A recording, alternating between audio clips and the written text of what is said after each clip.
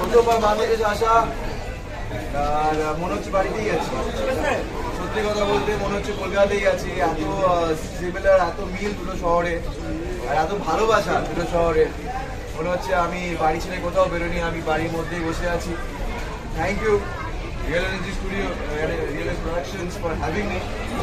রিলা ভাইয়ের সাথে এখন দেখা হবে আর আপনার সবার সাথে দেখা হবে।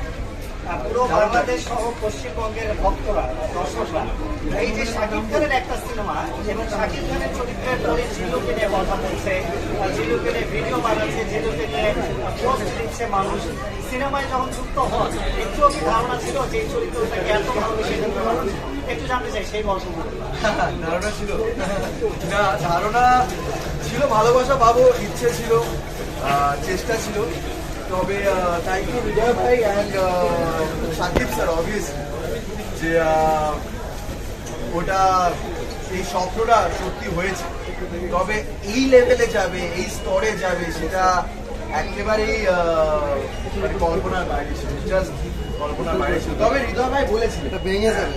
হৃদয় ভাই বলেছিলেন যখন আমরা শ্যুটটা করছিলাম, এই জিল্লু মালদে, যখন আমরা গানের সিনটা, ক্লাইম্যাক্স সিনটা শুট করছি, হৃদয় ভাই আসে আমার পাশে আর এসে বলে কি স্যার একটা কথা বলছি, এই সংলাপটা হিট হয়ে যাবে।